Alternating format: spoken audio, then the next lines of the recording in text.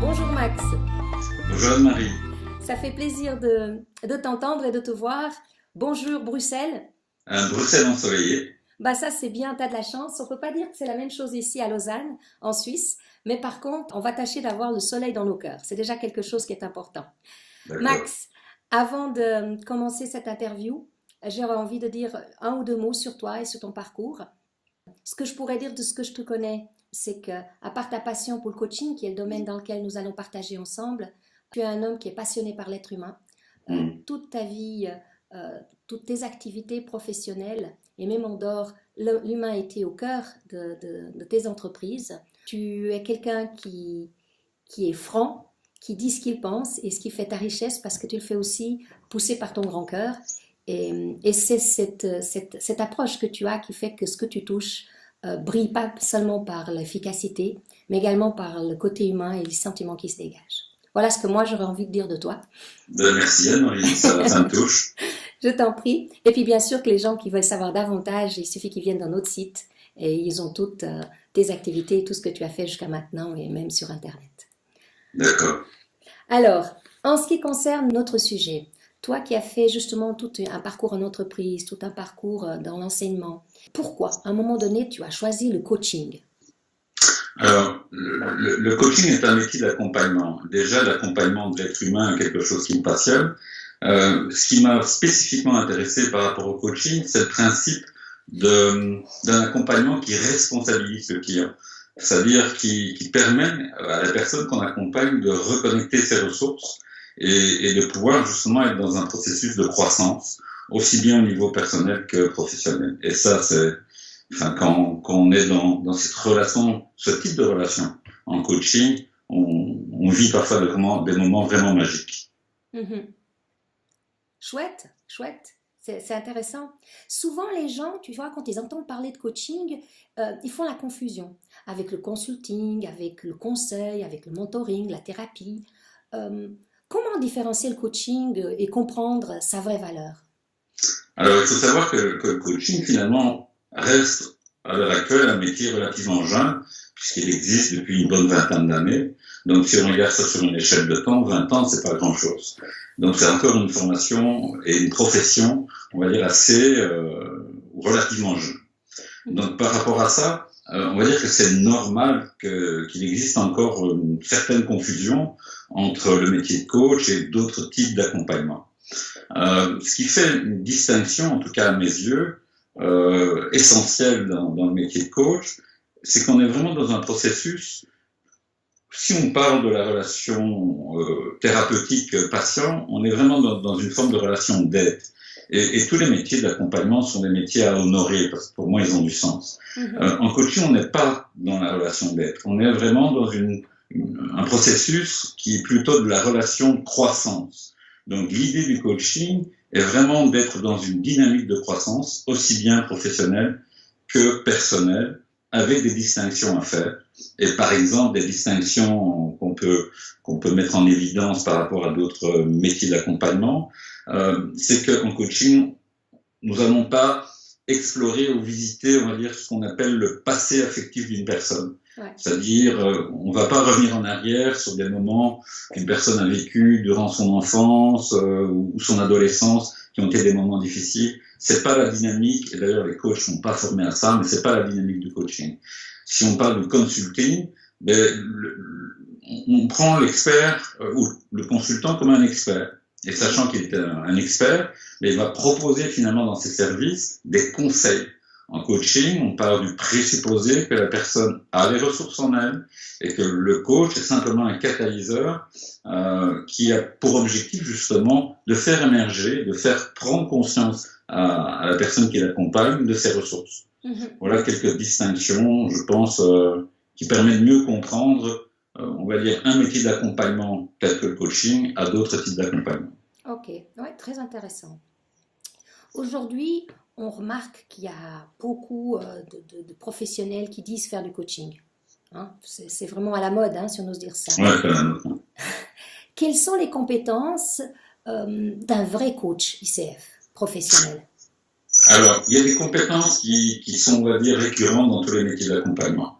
Par exemple, l'écoute essentielle également en coaching, mais on le retrouve également dans d'autres types de métiers d'accompagnement. Donc, il y a d'abord l'éthique. L'éthique du coach est importante dans le sens où, dans l'éthique ou dans la déontologie du métier, on va justement faire cette distinction entre le métier de coach et d'autres types d'accompagnement, accompagnement thérapeutique, accompagnement type mentoring ou consulting. Donc, il faut que le coach connaisse finalement quelles sont ses limites. D'abord parce que moi, je vois tous les métiers d'accompagnement comme complémentaires et chacun, en termes de coach, a le devoir de connaître finalement quelles sont les limites de son métier et de ne pas empiéter, on va dire, sur d'autres types d'accompagnement. Il est important de pouvoir poser un cadre, de comprendre finalement quelle est la demande du client. Ça, c'est essentiel aussi dans le métier de coach en termes de compétences. Pas mal d'études démontrent que la confiance et l'intimité qu'il existe dans la relation entre le client et le coach est essentielle. Au plus une personne se sentira en confiance dans ce type de relation, au plus elle sera à même finalement à faire émerger ses ressources. Donc, créer un cadre de confiance est essentiel. La présence. Alors, qu'est-ce qu'on entend par présence ? Une connaissance, on va dire, suffisante de soi-même, de son propre fonctionnement, pour ne pas interférer finalement ou interpréter ce que les PNListes décrivent comme par exemple la carte du monde. Chacun sa carte du monde. Donc cette présence est essentielle aussi. Alors, ce qui est typique du coaching et qui est dans l'apprentissage peut-être une des compétences les plus difficiles à acquérir, c'est le questionnement. Donc, le coach utilise un questionnement qu'on définit de puissant. Pourquoi puissant ? Tout simplement parce que ce questionnement vise justement à permettre au client à faire des prises de conscience, à on va dire, apprendre sur lui-même, apprendre sur ses relations, apprendre sur le sujet de sa demande et lui permettre de trouver au travers de ses prises de conscience ses propres options. Et alors, également une compétence importante, c'est de traduire tout ça en action. Parce que le coaching est une dynamique proactive et donc il y a deux principes, on va dire essentiels en coaching. C'est une prise de conscience, c'est-à-dire que le client apprend quelque chose et ensuite on utilise cet apprentissage comme levier afin de faire générer chez son client de nouvelles actions qui le rapprochent de son objectif.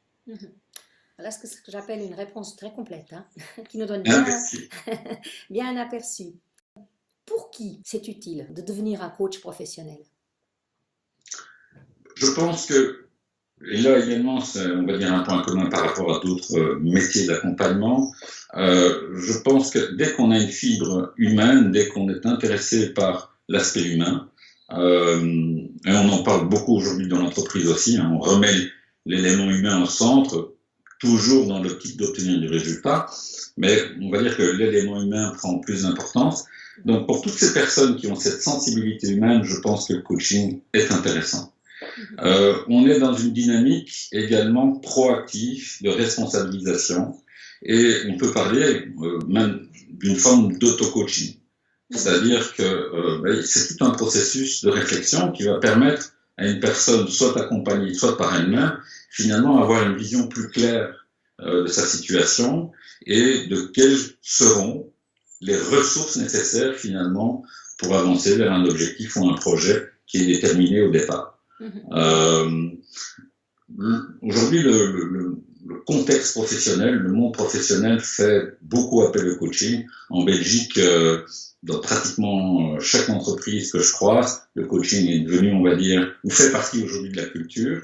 On est vraiment dans cette démarche où l'élément humain va avoir accès à ses ressources afin de satisfaire un objectif personnel ou professionnel.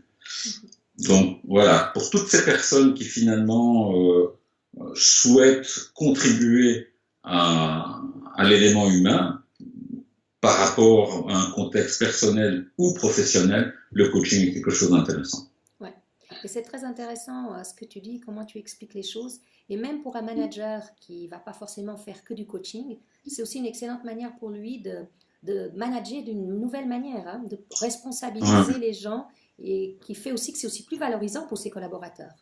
Tout à fait, tout à fait.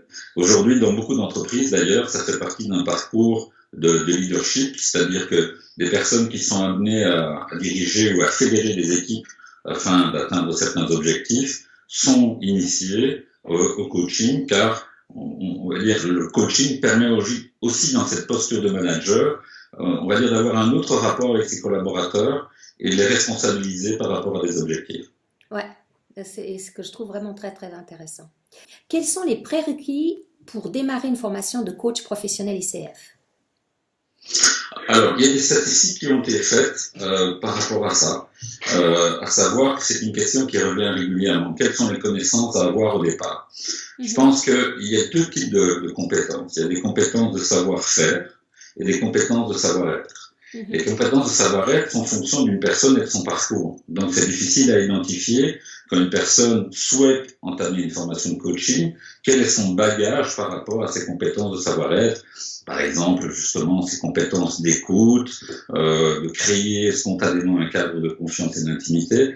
Je pense que déjà les personnes qui choisissent une formation de coach ont cette fibre, ont, on va dire, un bagage de savoir-être qui leur sera bien utile durant la formation.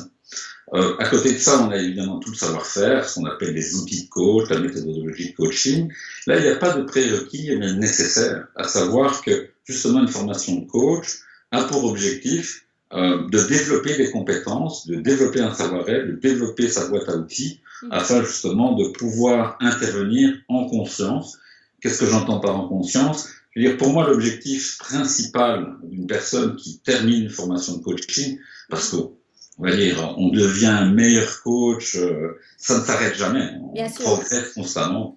Mais pour moi, les compétences essentielles, j'aime bien faire la métaphore du permis de conduire. Un permis de conduire ne fait pas forcément, quand on l'obtient, de nous un bon conducteur, mais en principe, ça fait de nous un conducteur qui ne se mettra pas en danger et qui ne mettra pas les autres utilisateurs en danger également.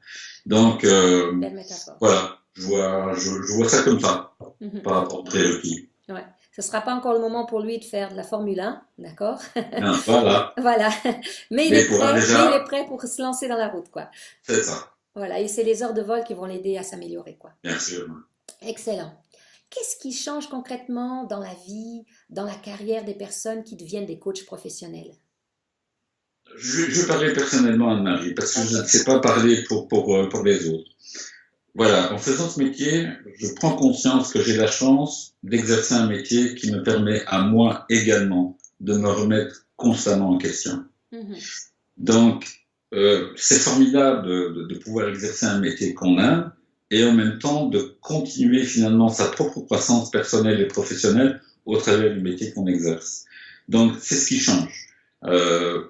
Ce que m'a amené également cette profession, c'est de ne plus être dans la réaction. Ça veut dire que bien souvent, on réagit à une situation de façon assez impulsive, directe, sans forcément prendre du recul, en étant dans une position d'analyse qui nous permet finalement, on va dire, de ne pas sombrer directement dans quelque chose qui risque de nous enfermer.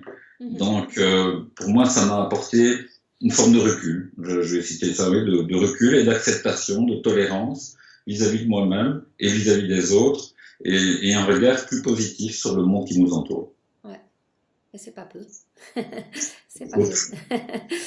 C'est une bonne chose. On en a un petit peu besoin par rapport, on va dire, à ce qu'on observe aujourd'hui dans notre société. C'est un peu difficile, et garder justement ce regard positif, faire confiance finalement à cette fibre humaine, c'est une fameuse ressource. Oui, tout à fait, je partage. Alors, écoute, pour conclure, pour que ce soit peut-être un peu plus technique ici, pourquoi d'après toi, qui es un expert et qui a créé quand même un concept de coaching international, hein, qui a fait vraiment ses preuves, pourquoi est-ce important de suivre une formation certifiée ACTP par la Fédération internationale de coaching, ce qu'on appelle ICF? Oui. Alors, d'abord, pourquoi une fédération? Tout simplement parce que, comme je l'ai évoqué tout à l'heure, le coaching est encore un métier jeune. Donc, il est important d'y mettre un cadre, d'y mettre des limites et on va dire d'avoir une clarté sur quels sont les champs d'application du coaching. Donc, la fédération, il en existe d'autres, mais la fédération ICF propose justement un cadre, on va dire clair, du métier de coach, auquel, justement, aujourd'hui, à présent, on estime, si je regarde les derniers chiffres, à 30 000 personnes qui, finalement, font partie, sont membres d'ICF et partagent cette vision du coaching et du métier de coach. Deuxième chose, c'est que il s'agit d'un métier. Et un métier s'acquiert au travers du développement de compétences. Donc, il existe d'autres formations de coaching qui vont articuler leur programme autour d'une approche, autour d'un contexte. ICF a choisi d'orienter finalement le métier autour de compétences à acquérir pour pouvoir l'exercer. Donc, il est important de comprendre que, comme tout métier, que ce soit un métier intellectuel ou un métier manuel, finalement, un métier s'acquiert au travers de la pratique. Tout à fait. Et donc, voilà, ICF accentue beaucoup cet aspect d'intégration par rapport à la pratique. Alors, ACTP, qu'est-ce que ça veut dire? On va dire qu'il y a plusieurs formats de certification, d'accréditation. Et ACTP veut dire que le directeur pédagogique qui supervise la pédagogie et l'enseignement des apprenants qui visent à devenir coach professionnel a une expérience de minimum 2500 heures. Ce qu'on appelle un MCC dans le jargon. Donc, ce regard du responsable, directeur pédagogique, va prendre toute sa valeur au travers de l'expérience qu'il a cumulée et de ce qu'il va, ou l'équipe qui l'entoure, va pouvoir transmettre aux participants. Et en fait, on dit aussi ACTP, tout simplement parce que c'est un programme qui permet aux personnes qui s'inscrivent, qui souscrivent à ce type de programme, à vraiment développer des compétences de coach jusqu'au second niveau de ce que décrit ICF en termes d'accréditation, c'est-à-dire PCC, Professionnel Certified Coach.